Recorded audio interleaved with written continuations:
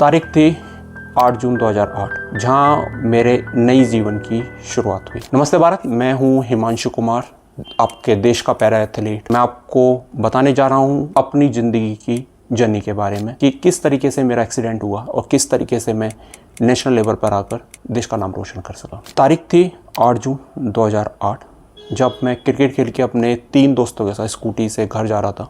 उसी बीच मेरा एक रोड एक्सीडेंट हुआ। ट्रक वाले ने ओवरटेक किया और उन डिवाइडर में जाके क्रैश हो गए। आधे घंटे रोड पे पड़े होने के बाद किसी ने मदद नहीं करी। कुछ राहगीरी रास्ते पर मुंह पर पैर मारकर ये जानना चाह रहे थे कि हम जिंदा या मर गए। तभी कुछ लोकल लोगों ने मदद करने का जज्बा जुटाया और हमें एक नज़दीकी हॉस्पिटल में ले गए, जहाँ पर एक हॉस्पिटल ने मुझे ये इन्फॉर्म कर दिया कि मैं मर चुका हूँ। 10 जून 2008, जहाँ मुझे दूसरे हॉस्पिटल में रेफ़र किया गया कि एम्स ट्रॉमा सेंटर में, जहाँ डॉक्टरों ने कोशिश करी मेरा पैर बचाने के लिए और उन्होंने दूसरी सर्जरी करी। पिछले 2 दिन के अंदर मेरी दूसरी सर्जरी थी। डॉक्टर ने कंफर्म किया कि अगर चांसेस होते हैं तो 72 आवर्स के अंदर पता चल जाएगा कि पैर बचाया जाएगा या नहीं।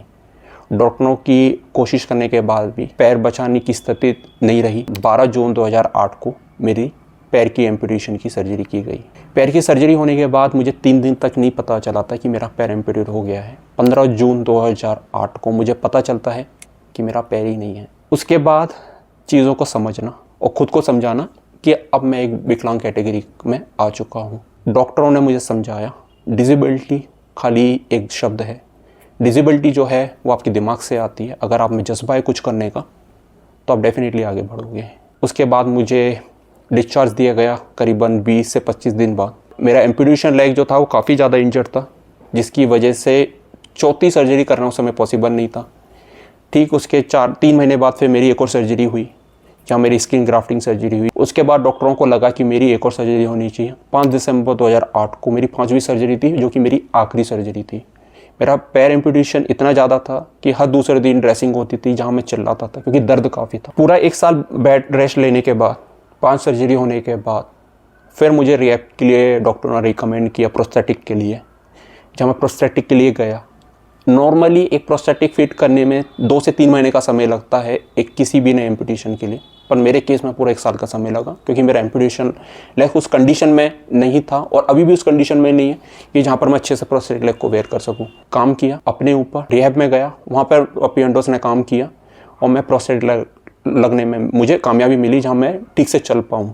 स्कूलिंग मेरी छूट गई थी क्योंकि मेडिकल में इतना समय लगा। मुझे प्राइवेट स्कूल में एडमिशन देने से मना कर दिया क्योंकि मैं विकलांग हूँ। मुझे ये बोला गया कि आप डिसेबिलिटी स्कूल में जाओ। मैंने डिसेबिलिटी स्कूल में पढ़ने से मना कर दिया क्योंकि मैंने अपने आप को डिसेबल माना ही नहीं। व्हीलचेयर पर बैठने से इंसान डिसेबल नहीं हो जाता, डिसेबल होता अपनी सोच से। मैंने अपनी सोच को पॉजिटिव रखा। कोई नेगेटिव इन्वायरमेंट में ना जाऊँ, नेगेटिव लोगों से दूर रहूँ, अपने आप को डिसेबल ना मानूँ। मैंने स्कूलिंग करी, पर ओपनिंग स्कूलिंग करी। प्राइवेट कॉलेज में मुझे एडमिशन मिला, जहाँ मैंने ग्राफिक किया। उम्मीद नहीं थी कि मुझे फिल्म इंस्टीट्यूट में एडमिशन मिलेगा। जब मुझे एडमिशन मिला तो मुझे लगभग 2 दिन का समय लगा कि अब मेरी जो राह है पढ़ने की वो थोड़ी आसान हो गई है, क्योंकि अब मैं स्कूल में नहीं कॉलेज में जा रहा हूँ। पर एक डर ये था कि एडमिशन हुआ है, क्या एडमिशन से बाद में बाहर तो नहीं निकाल देंगे, पर नहीं, कॉलेज वालों ने पूरा साथ दिया। 2012 में मैंने अपना ग्राफिक कंप्लीट किया, जो कि मुझे कभी स्कूल में कुछ ऐसा इशू नहीं आया। कोई फैकल्टी ने मुझे किसी डिसेबिलिटी को लेकर क्वेश्चन नहीं करे, बल्कि मुझे काफ़ी मदद की। एक्सीडेंट के 3 साल बाद 2011 में मेरे फादर का देहांत हुआ, और ये वही साल था जब मैंने अपने स्पोर्ट में मैंने एंट्री की। नहीं पता था कि एक पैर एम्पुटेशन होने के बाद भी क्या मैं पैरा एथलीट बन पाऊँगा। 28 नवंबर 2011, जहाँ मैंने दिल्ली मैराथन में पार्टिसिपेट किया। एक छोटा इवेंट था, 6 किलोमीटर का पार्टिसिपेट किया, पर उस इवेंट्स को करने के बाद एक कॉन्फिडेंस आ गया कि नहीं, राह अब मुश्किल नहीं, अब राह आसान होने वाली है। 2011 में जब इवेंट पार्टिसिपेट किया रनिंग करके, वो छोटा इवेंट जरूर था, बट लोगों ने काफ़ी अप्रिशिएट किया। मुझे पता चल चुका था कि मैं बड़ा एथलीट बन सकता हूँ। लोगों ने अप्रिशिएट किया, मीडिया ने काफ़ी अप्रिशिएट किया। जिनसे भी जो भी हमसे पूछ रहा है कि रनिंग करके आ रहा, तो हर कोई अप्रिशिएट कर रहा था, और जिन्होंने हमें रनिंग करते देखा वो भी अप्रिशिएट कर रहा था। फिर मैंने लाइफ में पीछे मुड़ के नहीं देखा। 6 से 7 मैराथन, हाफ मैराथन पार्टिसिपेट किए, जिसमें कई और भी इवेंट्स हैं जो छोटे इवेंट्स हैं, 10 किलोमीटर, 15 किलोमीटर, और ये सब पॉसिबल मैं एक पैर से ही दौड़ पा रहा था। प्रोस्थेटिक लेग के साथ दौड़ना, कहना बहुत आसान है, देखना बहुत आसान है, पर इसको पहनने के बाद भी चैलेंजेस बहुत आते हैं। दौड़ना तो बहुत दूर की है, चलने में काफ़ी चैलेंजेस आते हैं, जो मैंने नेवर गिव अप एटीट्यूड के साथ अप्रोच किया, कंटिन्यू किया, और उसके बाद 2014 का वो मौका आया जब मैंने एक long distance running event participate किया। मैंने आगरा से दिल्ली का रन किया 21 दिन में 225 किलोमीटर, जो काफ़ी बड़ा अचीवमेंट था मेरे लिए। उसके बाद मैंने साइकिलिंग ज्वाइन करी जस्ट फॉर कॉमेडी बेस पर। मुझे नहीं पता था कि साइकिलिंग में जब ज्वाइन करूँगा तो उसमें भी मैं रिकॉर्ड अटैम्प्ट करूँगा।